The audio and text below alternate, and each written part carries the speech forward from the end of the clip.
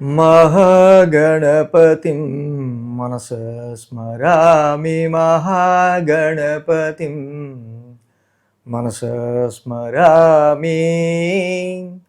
TR creations family అందరికీ నా హృదయపూర్వక ధన్యవాదాలు. సో అలాగే మెయిన్గా ఈ ఆగస్టు మాసం చివరి వారం 23వ తారీఖు నుంచి 29వ తారీఖు వరకు కూడా 4వ వారానికి సంబంధించి ద్వాదశ రాశుల వారికి వార ఫలాలు ఏ విధంగా ఉండబోతున్నాయి ఏంటి అనేది ఇప్పుడు చూద్దాం. ఇక్కడ మేజర్ ట్రాన్సిటల్ చేంజ్ విషయానికి వస్తే మెయిన్గా మనకి బుధుడి యొక్క స్థాన మార్పు కనిపించింది. ఆయన కర్కాటకం నుంచి సింహరాశిలోకి బుధ భగవానుడు ఈ వారం నుంచి ఆయన గోచారాన్ని మొదలు పెడుతున్నారు సింహంలో. సో అలాగే గ్రహాల యొక్క గోచారం మనం చూస్తే కుజుడు మిథున రాశిలో, కర్కాటకంలో ఉచ్ఛలో గురుమౌఢ్యం అయిపోయి గురుడు మాత్రమే కర్కాటక రాశిలో ఉన్నారు. రవి బుధ కేతువుల యొక్క సంచారం సింహరాశిలో ఉంది. శుక్రుడు నీచ రాశిలో సంచారాన్ని కంటిన్యూ చేస్తున్నారు. రాహు కుంభరాశిలోను, శని మీనరాశిలో వక్రస్థితిలో సంచారంలో ఉన్నారు.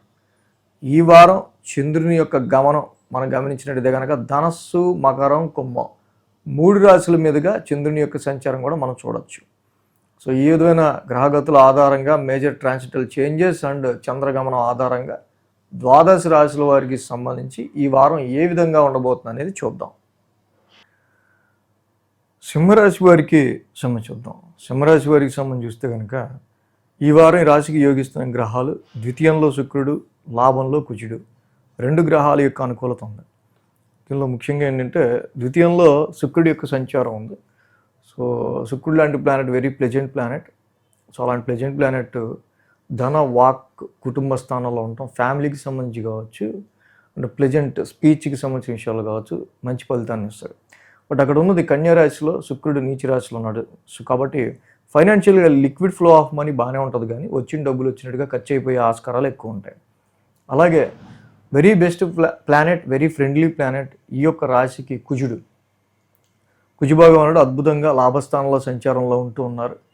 సో ఏదైనా ఒక బలం మీద మీరు వెళ్తున్నారంటే కుజుడిచ్చే విల్ పవరు, ఆ కుజుడిచ్చే హెల్త్, ఆ కుజుడిచ్చే స్థిరమైన ఆలోచనకి సంబంధించి సో దీని మీదే ఈ కుజుడి యొక్క బలం మీద సింహరాశి వాళ్ళు ముందుకెళ్ళే ఆస్కారాలు ఉన్నాయి.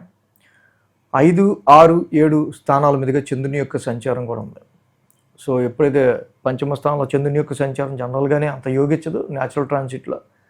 అలాగే ఆ రాశ్యాధిపతి గురువు గారు కూడా ఆయన ఉచ్చ స్థితిలో ఉన్నారు, కాకపోతే వ్యయ స్థానంలో ఉన్నారు.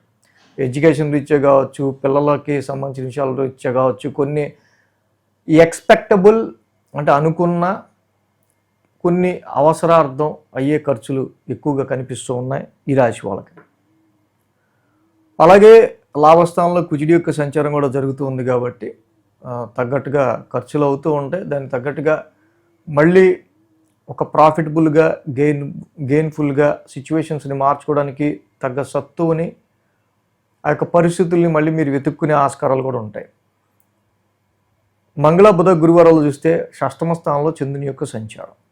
సో ఇక్కడ ఎప్పుడైతే షష్టమ స్థానంలో చంద్రుడు ఉన్నారో జనరల్గా రాశ్యాధిపతి శని ఈ రాశి వాళ్ళకి చూస్తే మనకి మెయిన్గా అష్టమ స్థానంలో ఉన్నారు. దుస్థానాల్లోనే ఉన్నాయి 2 గ్రహాలు కూడా, గురుడు కానీ శని కానీ. సో ఎప్పుడైతే దుస్థానాల్లో గ్రహాలు ఉంటాయి కొన్ని టెన్షన్స్ ఉంటాయి, కొంచెం ఫియర్ ఉంటుంది, కొన్ని ఎక్స్పెన్సెస్ కానీ సడన్గా కానీ ఉంటూ ఉంటాయి. సో ఇది ఈ టైం ప్రజెంట్ ఓకే, ఇది ఇప్పటి వరకే, it is a passing cloud అని మాత్రం గమనించండి. ఇలాగే సిచ్యువేషన్స్ ఉంటాయని మాత్రం అనుకోవద్దు. ఆరోగ్యానికి సంబంధించి ఎక్కువ జాగ్రత్తగా ఉంటాం. లోన్స్ మించి తీసుకోవటం వల్ల ఇబ్బందులు పడటం మనం ఎక్కువగా గమనించవచ్చు. అలాగే శుక్ర శనివారాలు చూస్తే సప్తమ స్థానంలో చంద్రుని యొక్క సంచారం, ఆల్రెడీ అక్కడ రాహు ఉన్నారు.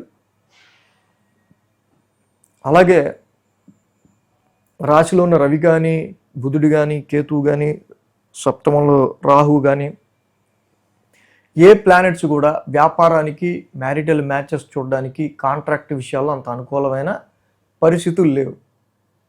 కాబట్టి మ్యారిటల్ మ్యాచెస్ చూసే విషయంలో అయినా అండ్ జీవితంలో లైఫ్లో యాక్చువల్గా జీవిత భాగస్వామికి మ్యారిటల్ లైఫ్కి సంబంధించే విషయమైనా క్లోజ్ రిలేషన్స్కి సంబంధించి వచ్చే సడన్ ట్రాన్స్ఫర్మేషన్స్ సో అవి కొంచెం నెగిటివ్గా ఉండకుండా చూసుకోవాల్సిన అవసరం కనిపిస్తూ ఉంది. కాంట్రాక్ట్, బిజినెస్, మ్యారిటల్ లైఫ్, అలాగే మ్యారేజ్ మ్యాచెస్, వీటి విషయాల్లో ప్రస్తుతం అనుకూల పరిస్థితులు కొంచెం తక్కువగా ఉన్నాయని గ్రహించాలి. సో కాబట్టి వ్యాపార రీత్యా ఎదురయ్యే కొన్ని సడన్ ఎక్స్పెన్సెస్ని మనం కొంచెం భరించాల్సి వచ్చే ఆస్కారాలు ఉన్నాయి. కాబట్టి కొంచెం ఫోకస్డ్గా మీరు ఉండడం అనేది మంచిది. అంటే వ్యాపారానికి సంబంధించి ప్రజెంట్ ఏవి కూడా అంత మార్పులు చేర్పులు ఏమీ చేయకుండా ఉన్నది ఉన్నట్టుగా యథావిధిగా ప్రజెంట్ కంటిన్యూ చేయడానికి ఎక్కువ ట్రై చేయాలి. లైఫ్ పార్ట్నర్స్ మధ్యలో ఏదైనా పొరపచ్చాలు, డిస్టర్బెన్సెస్ లాంటివి ఉంటే వాటిని మీరు కొంచెం ఎందుకు వస్తున్నాయి, దేనివల్ల వస్తున్నాయి అనేది కొంచెం జ్ఞానంతో, విచక్షణతో ఆలోచించి దాన్ని మళ్ళీ సరిదిద్దుకునే ప్రయత్నాలు కూడా చెయ్యాలి. ఎందుకంటే ఇక్కడ ఉన్న అన్ని గ్రహాలు ఎక్కువ కుటుంబంలో కావచ్చు, క్లోజ్ రిలేషన్స్లో కావచ్చు, మనకి కొంచెం ఇబ్బందులు క్రియేట్ చేసి, డిస్టర్బెన్స్ క్రియేట్ చేసే పరిస్థితులు ఉన్నాయి. కాబట్టి సో వీటి మీద మీరు ఎక్కువ ఫోకస్ చేయాల్సిన అవసరం ఉంది. శని యొక్క సంచారం, అష్టమ శని యొక్క సంచారం నడుస్తూ ఉంది.